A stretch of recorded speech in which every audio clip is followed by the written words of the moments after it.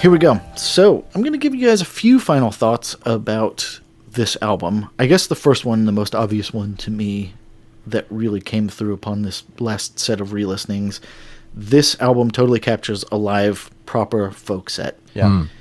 And, I love that we've talked about the dynamics many times, about they not only within the song do the orchestration beautifully, but within the album, there's the "Come all ye people to hear our tale."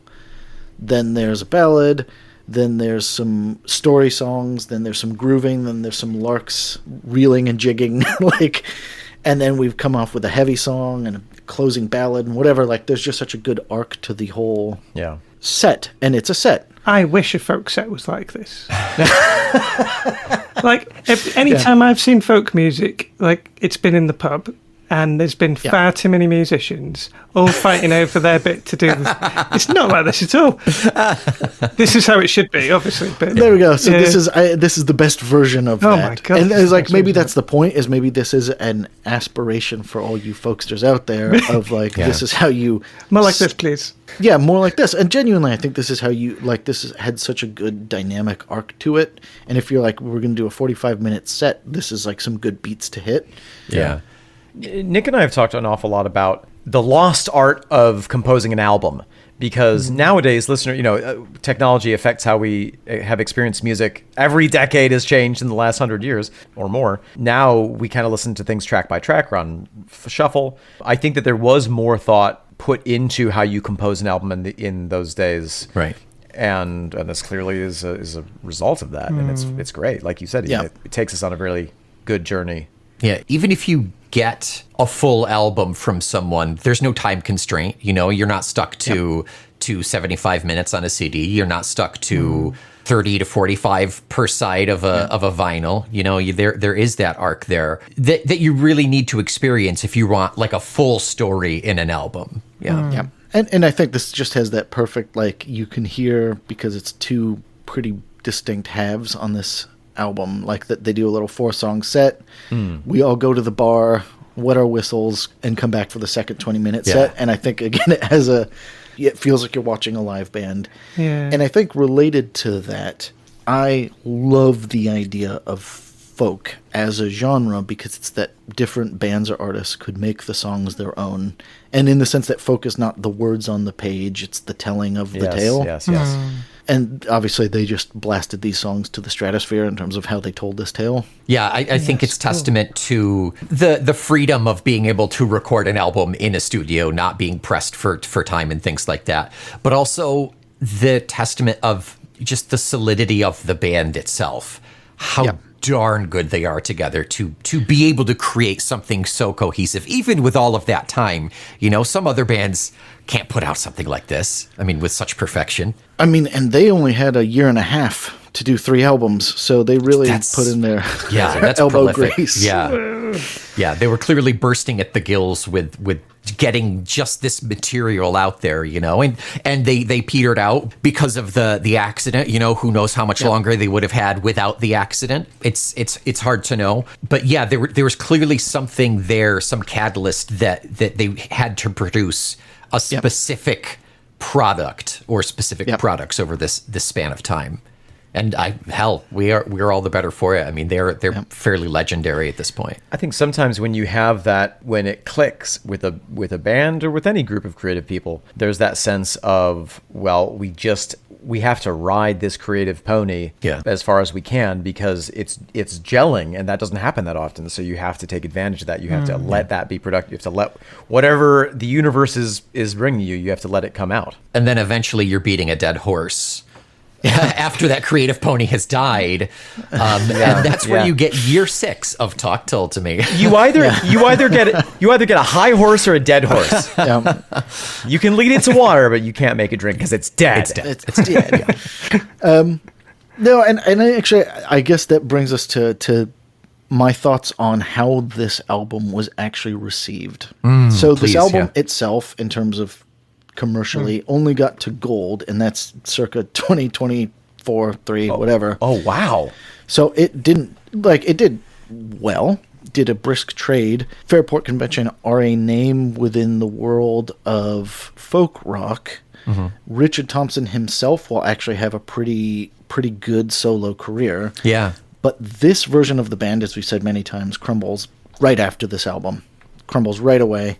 And I guess I have a few thoughts on that. So the first is the really personal level. So Sandy Denny leaves. She goes off to pursue her own solo career, and that's, good for her. She was kind of, according to her, done with doing these oldie English covers, and she wanted to pursue pop music. But her folk career didn't take off, or her solo career, rather, didn't take off. And I think it's because she's actually really hard to cross over. Yeah. And I think she is so firmly unearthly. She's not pop, she's not folk, she's not rock. I can't imagine her 1975 yacht rock hit, which is frankly what you'd have needed to do to get to commercial success. Yeah. Firmly unearthly is like the best description of where she sits. Not, and that isn't pop, is it? As we talked about, she was unable to write a fast song ever, and she will have lots of beautiful solo songs. But she wasn't able to produce the Greenwood Ferry Disco album. She was absolutely not. And I think it was I think she's too not of this world. Unfortunately, I think she had a very big problem personally. I think she had a drinking problem, complicated personal life, was afraid of flying, so she couldn't ever break America, which is what you also needed to do in the 70s. Yeah. So I think Sandy Denny, unfortunately, was not ready for the commercial big time, even though obviously she's a legendary artist. I don't think folk rock is that scalable. So Yeah. what we're now entering with as well, if we're talking about commercial success. So prog is going to be huge because you can have Emerson, Lake and Palmer put cannons on the stage and, flying on strings and all that sort of stuff. There's a theatricality to it. Metal's going to go pretty big, starting in the 70s and moving on to the 80s. Obviously, Led Zeppelin will be the live band of the 70s. R&B will morph into disco. So again, there's a scalability there. Well, if you even look as a proof to what you're saying, Ian, look even at Bob Dylan. He started out as a folk singer. A folk singer's folk singer. Yep. And then there was a festival where he came on. It may have been Newport Jazz. There we go.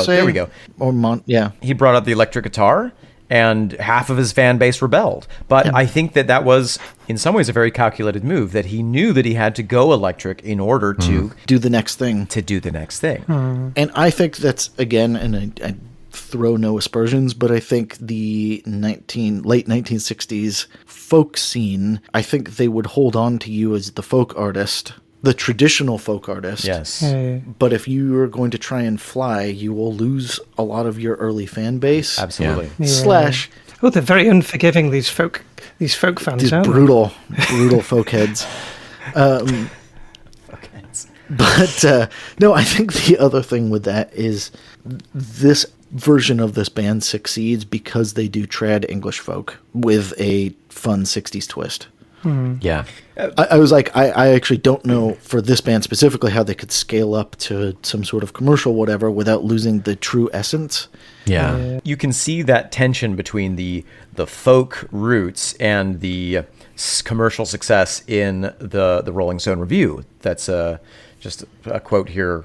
John Mendelsohn of Rolling Stone wrote that it was only appropriate for devotees of quietly arty traditional folk. Yep. And that the only arresting song on it was Deserter, and he kind of gave it a cold shoulder and said, "Yeah, it's great if you like folk." And this is a contemporary review. Yes, which back in the day, that Rolling Stone Review was kind of the death knell, and if it was bad. The only reason the Deserter was arresting is because the Deserter got arrested.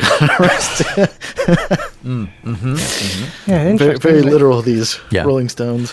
I think as well, they kind of like a lot of comments about the songs and the way they're performed. Like prog is all about recording. I think doing clever things in recording studio, whereas folk feels more like clever things you do on stage.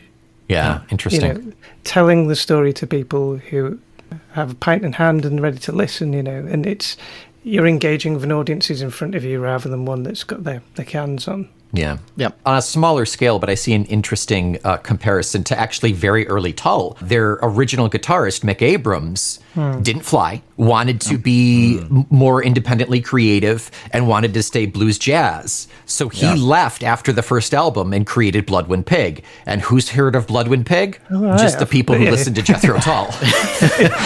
And then Tull morphed very drastically over the following years, and they didn't hit their Commercial stride. They didn't hit their commercial stride, and 3 years later when they had Aqualung, and then after that is when they hit.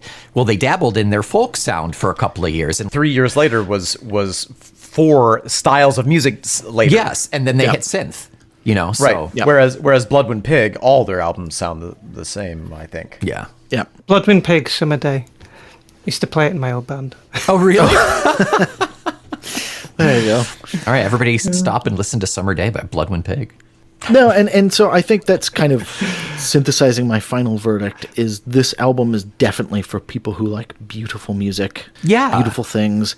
And I for me declare this album is probably perfect. Like I really love this album deeply. Will also admit it's not Thriller. Like it's not Right. It's not danceable, it's not poppy. I can see this album being very dense in a sense, but not prog rock dense, just dense in a I think people might come to it with a lot of preconceptions about folk nerds. And I was like, no, this album is full of soul in a very deep way and very accessible soul. Like, as in, I think you can access the, dare I say, pathos. I think if you're not going in with a folk nerd head to begin with, I think it's not as accessible immediately. But if you give it the chance, if you give it a listen to or 3, particularly while reading along the lyrics, I think it's not that hard to crack into. Yep. Ed, do you have a final verdict on Liege, Leaf, Fairport, and Convention? I've learned a lot from listening to this about folk stuff I'd never heard of. I've got I have literally got a reading list of stuff people have mentioned, and I'm always pleased to be educated. Yeah, and it's beautiful. This is getting loads more listens from me, definitely going forward. Yeah, and I would also say for everyone at home, their previous 2 Sandy Denny albums are vastly more uneven, but have so much fun bits in them. Mm-hmm. Yeah. What we did on our vacation, our holiday, I think is what the Brits say, and Unhalf-Bricking are the 2 previous albums to this, and they are a lot more 1967, but they have obviously Sandy Denny and this basic group of musicians, and there's a lot to get into there. Yeah. I think it was just this album is that peak. Do you see an evolution between the 3 leading up to this point? Oh, absolutely. Yeah. You can see that they trialed out a bunch of stuff in the first 2 albums, and they're like, that works, that doesn't, that works, that doesn't, because they have some actual Summer of Love songs, and then some, basically, we're starting to see the English folk songs, and then this album is a very clear, we're doing trad folk, and we're doing it big. And this is an album that is remarkably cohesive, listening to it. It feels almost just an entity in itself, difficult to break up song by song in the listening experience. Agreed, yeah. And that's so rare, of the 25 Tull albums that there are, how many of them could you say that about? 15? A couple, and 2 of them are one long piece that is not broken up, so. Yeah, right. No, and I was going to say, I think to that point, we had talked about the cohesiveness of the orchestration. I won't go back into it that deeply, but the fact that all of the songs are with the same instruments is another thing they figured out pretty firmly from the previous 2 albums, where they tried, we'll try some mellotron, try some sitar. Yeah. We're going to try some crazy soundscapes. Right. And I think this one, nope, we are a folk band. Let's do this. And let's work on the orchestrations instead. What a great decision. There's something very good decision. That wasn't sarcasm. It clearly proves to be such a beautiful, well-conceived album. There's something sparse about the way the music sounds. Even though it's rich and full, there's something that makes me as a listener feel exposed almost listening to it. And I think that is the choice of cutting away. We're not going to use this instrument. We're not going to use this instrument. We're going to focus on this. Creates a very distilled listening experience. Yes. Yeah, I think I only clocked maybe 3 contemporary instruments and the whole thing. Yep. You know, like electric guitar. There was like a Hammond organ at one point, and a more modern drum kit than what you'd. Yep. And a theremin have- was in there too, right? Wasn't there?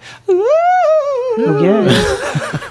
But you could, you know, Listen again. I might have. Yeah. that's Nick's from off another his world, meds. isn't it? So.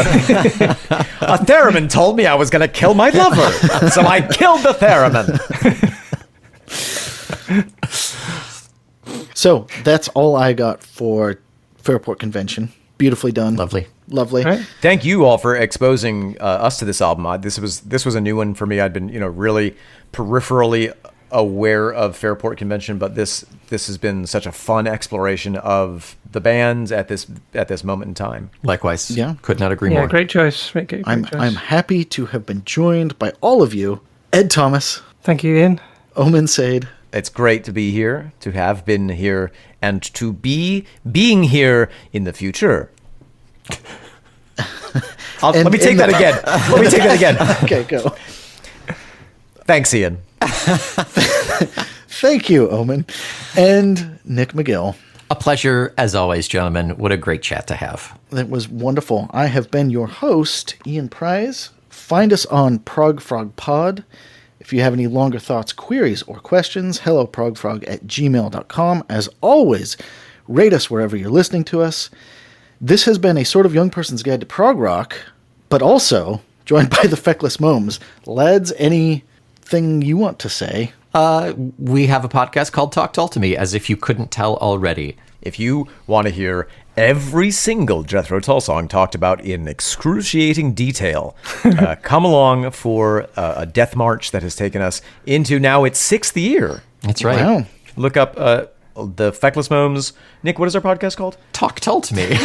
Look up Talk Tull to Me wherever you get your podcasts. Excellent. Beautiful. Yeah, that's all I got for you guys. I guess I will just lead us out with what happened to Fairport Convention, the official version after this. So obviously, this era, as we said, happened this one time for this one album. And though the band would continue all the way to this day, in fact, after this album, Sandy Denny's basically trying for a solo career, but also inconsistency and volatility would actually lead to her firing / I don't know, kind of leaving the band. And she has a brief interlude with the band Fotheringay, but then she'd go off to start her solo career. Ashley Hutchins would leave to start Steel-Eyed Span, which is a more tradish version of Fairport Convention, basically. Right. And Richard Thompson would leave for his solo career after one more album, which actually everyone at home should go listen to. It's called Full House. It's okay. All the same musicians are there. No, it's just you do miss Sandy Denny. So that's it. I think that's the one song that we covered for Effectless was off of Full House. Yeah, I Be remember that. Thankful. Yep. Now Be Thankful, yeah. And it's good, and everyone has a serviceable voice, but obviously Sandy Denny is a generational talent. So Yeah. Yes. Yeah. I'm fond of the song "Now Be Skankful," which is one that I've written. there you go. That's what happens to Fairport Convention. So next week, we are writing out our classic era of prog with 2 secret episodes How that I exciting. can't even mention. That's how secret they are. I don't even know what they are yet. I don't even know what they are, but they're so secret. They came to me in a dream and left me in a vision. But anyways, no, there will be 2 secret episodes, which we'll see you for next time on A Sort of Young Person's Guide to Prog Rock. I'll see you then.